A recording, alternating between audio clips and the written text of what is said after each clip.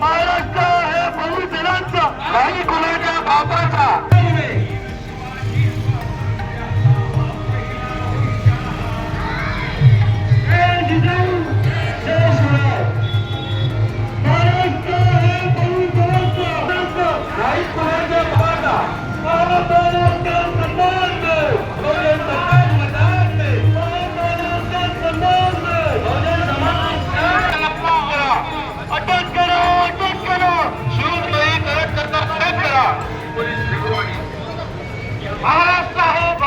आहे।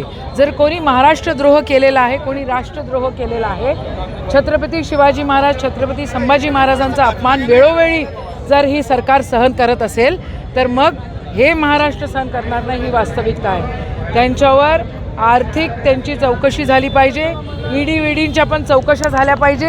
एवढ्या कशा गाड्या घोड्या घेऊन फिरतात हो, आणि एवढी कशी संपत्ती त्यांच्यापाशी येते? तर आमचा मेन मुद्दा असा आहे की महाराष्ट्रामध्ये एक दुफडी निर्माण करण्याचा खूप मोठं षडयंत्र या ठिकाणी होत आहे, आणि ते षडयंत्र महाराष्ट्र सहन करणार नाही। या दोघांवरही, सोलापूरकर असो, कोरटकर असो, आणि हे दोघंही कोणाची निकटवर्ती आहे आपल्याला सगळ्यांना माहिती आहे। या सगळ्या गोष्टींचा निषेध आहे, आणि या दोघांनाही अटक झाली पाहिजे, त्यांच्यावर कारवाई झाली पाहिजे। त्यांची आर्थिक जे काही त्यांचा गोंधळ आहे त्याची पण त्या ठिकाणी आम्ही मागणी केलेली आहे, त्याची पण इन्क्वायरी झाली पाहिजे आणि त्यांना शिक्षा झाली पाहिजे। गुन्हा दाखल करून हेतू परस्परपणे प्रशांत कोरटकर यांचा जामीन होऊ द्यावा यासाठी त्याला लपवण्यात आलं होतं। हो, बिलकुल।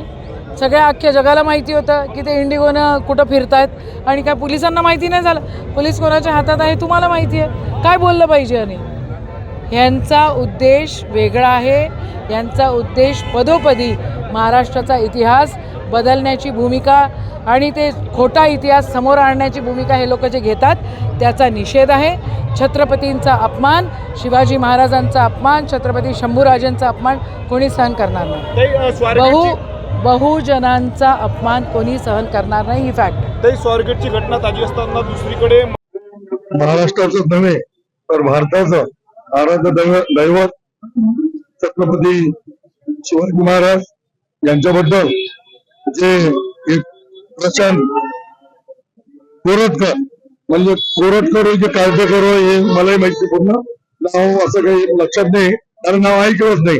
पण हे लोक काय करतात, प्रसिद्धीच्या झोतामध्ये येण्यासाठी एवढ्या मोठ्या महामानवाचं नाव, ज्यांचं नाव घेण्याची यांची तिळमात्रही लायकी नाही, हे लोक नाव घेऊन प्रसिद्धी मिळवतात। अशा लोकांना 18 पगड जातीचे लोक हे कधीही माफ करणार नाहीत। यांना अटक झाल्याशिवाय आम्ही लोक स्वस्तही बसणार नाही। आता छोटासा मोर्चा आम्ही सर्व पक्ष मिळून, सगळी जनता मिळून आम्ही काढला।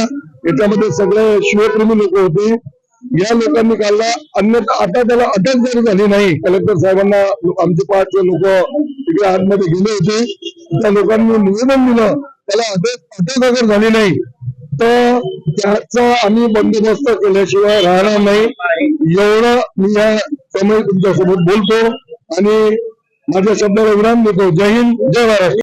छत्रपती शिवाजी महाराजांच्या विरोधात जर अशा पद्धतीचं कोणी वक्तव्य करत असेल तर त्याचा धडा शिकवल्याशिवाय ही जनता राहणार नाही। शासनाला आमची विनंती आहे, त्याचा आम्ही निषेध करतो। शासनाला विनंती आहे की अशा माणसावरती देशद्रोहाची कारवाई झाली पाहिजे। तो छत्रपतीच्या विरोधात बोलू शकतो, तो इतर कुठल्याही गोष्टी करू शकतो, म्हणून अशा माणसाच्या विरोधात देशद्रोहाची कारवाई करणे अत्यंत गरजेचं आहे। देशद्रोहाची कारवाई करावी अशा पद्धतीची आमची सगळ्यांची संकल्पना आहे, आमची विनंती आहे।